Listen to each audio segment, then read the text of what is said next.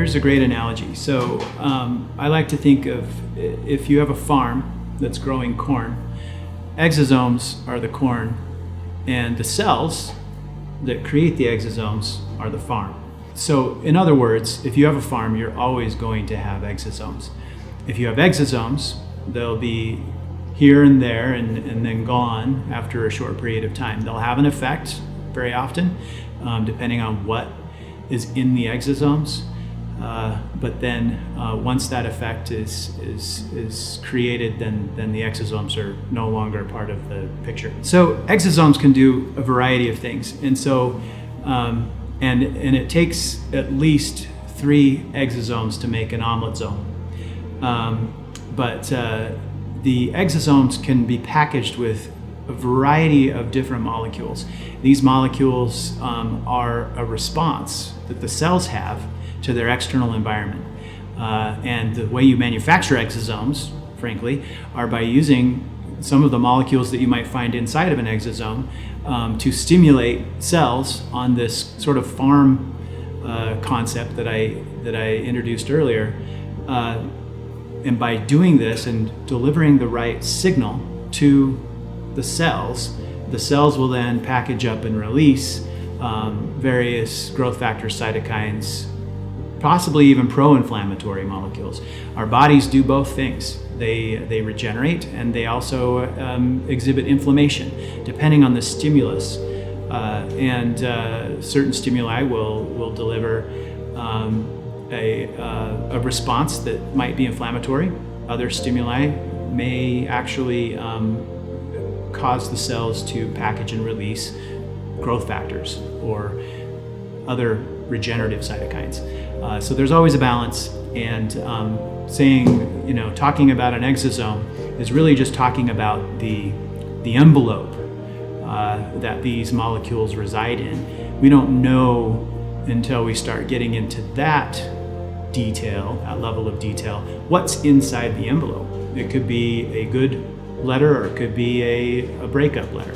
If I were to build an exosome factory, let's say, the idea is that you would take cells, and they don't necessarily even need to be human cells. There's a lot of other information out there, but to not get too lost in the weeds, you take cells, and you can actually have them, if they're the right kinds of cells, they could adhere to the surface of the vessel that you're using, whether it's a roller tube or a plate or a flask. And then once those cells are occupying this surface in a laboratory, in a sterile environment, lots of different boxes need to be checked. Then you can introduce a stimulatory molecule or even a set of molecules. So here's an interesting example. There's a molecule called thrombin. If you take thrombin and you mix it with platelets, the platelets will release all sorts of interesting things. Remarkably, what some people are calling exosomes is really not too different from what platelets release in platelet-rich plasma, depending on which molecules we're targeting. One of my questions, I would say, for anyone that's manufacturing exosomes or using exosomes is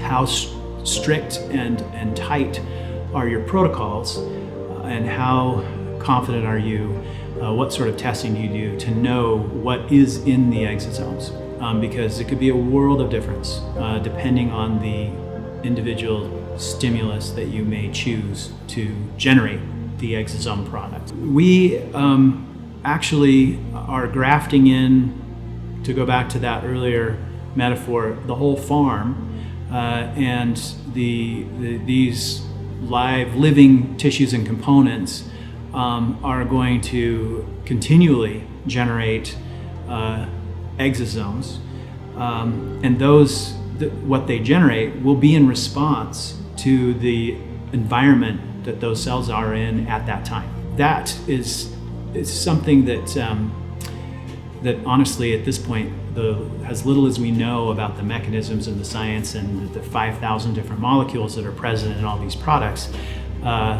that is really kind of a miraculous, almost like a nanobot type of an arrangement, where you have something that at a cellular level is responding to stimuli in its environment, and potentially because of what it's receiving in forms of stimulus, is actually potentially helping with regeneration, but also doing it over a period of time. So with exosomes, if you were to inject a cc, let's say, of an exosome product, you have a single event, a snapshot of growth factors that were harvested, procured from foreign cells that are in response to whatever stimulus that particular exosome factory may have in their protocol. And once they get into the tissue that needs regeneration, if those aren't the right cytokines or the right molecules, they may have little effect. If they are, they may have a significant effect, but it will be short-lived. All of the response will occur until those molecules are cleared from the area, which it's a dynamic process. It's always taking place. They're not just going to hang out and stay there. There's turnover's rapid. So that's the difference from something that's actually creating exosomes and something that is just an exosome by itself. Exosome products are really interesting right now because they're far less expensive to manufacture. So the difference here is that rather than harvesting individual birth tissue donations and then using that entire harvest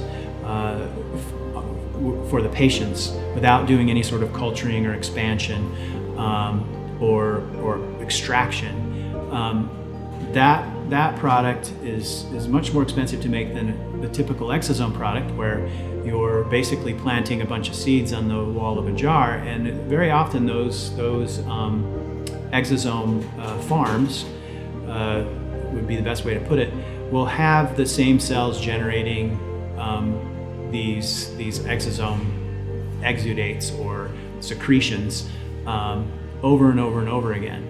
And so every manufacturer is going to have probably a slightly different protocol, and however long they keep the jars before they retire them, or those plates, or however they're harvesting those, may vary. But the reality is that all you have to do is feed this farm, fertilize it essentially with typical cell culture type of things, various nutrients that are required for the growth of these cells, and keep them in a state of a sterile environment, and then occasionally stimulate them to release these molecules that we're interested in harvesting and hoping will help the patient. And so there's evidence that if stimulated the correct way, that for the right patient with the right set of problems, that exosome product would be, honestly, quite frankly, it would be very similar to a drug. Instead of manufacturing the drug in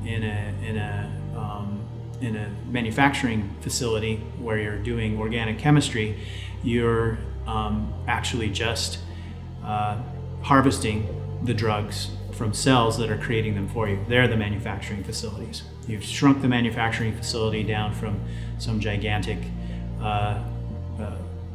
physical plant to a bunch of cells on a dish that are creating this smorgasbord of hopefully and potentially regenerative molecules. The real problem comes in where we are now not talking about a single molecule that has a bunch of studies behind it that shows the efficacy and or the potential side effects or risks, to something that's potentially packaging up a wide variety. Cells are miraculous and amazing, but there is variety, and there will be anomalies here and there could be cells that are behaving erratically that might secrete a package of molecules that isn't exactly what you were hoping for or would expect. And part of the issue here too is that we really don't know what's in those. And we could say the same for our product. We have exosomes in our product. It's nearly impossible to take an entire birth tissue donation and boil it down to a list of a roster of every single thing that's in there. So what's unique about our product is that the status of these cells, the microenvironment for the cells in our product is such that they are far more likely to be manufacturing and secreting regenerative molecules as opposed to pro-inflammatory molecules. It is a challenge, and in fact, I know this because there are many in the industry that are still struggling with this challenge to take living tissue that's solid, or even in the case of umbilical cord, really quite rubbery, and take it in and turn it into a flowable graft that still retains the essence and the value of the original tissue, where that whole process of creating that flowable state is something that will potentially trigger a release of potentially pro-inflammatory exosomes. You're really taking these tissues and you're subjecting them to the same kind of torture a football player might subject their knee to, that causes inflammation and swelling and pain. And so that was probably our primary and most fundamental breakthrough, is understanding that process and how do we get around that so that our final product is in a state that is not pro-inflammatory, that is actually healthy and regenerative. Consistency is very important, and I've used other words for it, normalization, but consistency is really what we're talking about, what we want every patient, every physician to know is that when they use a vial of our products, they can expect similar results. They can use the same protocols. They can do the same procedure they did the month before. And even if it came from a different donated tissue, that we are as strict and as controlled in our processing and our cryopreservation and even handling and distribution and storage, to the point where they can actually have an established protocol and know, hey, I need to use this much for this procedure in this joint, for example. So consistency is incredibly important. Without going into details about our process, we have very strict tolerances, and we also test every single lot of our product for consistency. It's tempting, I guess, depending on what your objectives are. My goal is not to frighten people that are using exosomes. My understanding is that they've been shown to be really quite safe and have been used widely, and they're certainly they're being used more and more in the recent months. There's an explosion of interest, frankly, from what I can tell. The advantages, of course, are that they're much less expensive to manufacture. It's a renewable resource. You really just have to feed these things and harvest. So feed and harvest, feed and harvest. So it's the farm that the corn's growing on. And you can harvest as much corn as you want every year. So but one of the challenges, of course, is that the exosome packaged product, those molecules, could have a variety of impacts on the body. And if we don't know what sort of suite of molecules they are, and it's not going to be a single molecule. When you create exosomes, you're not going to get just one particular growth factor, IL-1 beta, for example. As far as I understand, that's not possible yet. And one of the problems here, of course, is an imbalance. Our physiology, our bodies, and even down to the cellular level, is this incredible balancing act. And balance is, quite frankly, possibly one of the, it's elusive in its level of importance. I don't think people understand. They think if I've got an ailment or a malady, I just need to add as much as I can of whatever's going to have an effect on that malady, and that should help me recover from that. The reality is that balance is what our bodies are always striving towards and trying to achieve in this amazing sort of choreographed cellular dance. And exosomes, if you're just going to trigger them with one set of molecules, you're going to release a certain set of exosomes, you could potentially overload the patient with a particular direction, physiological direction, that could lead to teratogenesis. And so there is a paper out there, at least one that I know of, that has linked some tumorigenesis to use of exosomes. My guess is that if exosomes were used in moderation, that wouldn't be a concern. But there are many, many examples of things in our very own environment that are otherwise safe for humans, that if they're overused and not balanced, then you do run the risk of some sort of severe reaction. On the other hand, our product is already in balance. It's very unique, and it sounds like, well, how could that be effective? You have just as many inhibitory molecules as you'd have of stimulatory molecules, and that's an interesting question. When you study the proteins and the cytokines and the growth factors that are in the birth tissue, if you harvest them all together, there are binding molecules that actually inactivate and inhibit some of the regenerative and healing molecules. That balance that's already there makes it, I think, in general, a far safer product. You could potentially, introduce large amounts of it into a patient without the same kinds of concerns that you would get if you had just one side of that equation. Exosomes are really, we're just at the beginning, frankly, with that sort of technology. And I think when we have a better understanding of the mechanisms, and quite frankly, we have a way of determining what's in the exosomes and really knowing what it is that's being delivered to the patient at a molecular level, where I don't think we are there right now. It's more of a, throwing darts at a dartboard, it seems, at this point.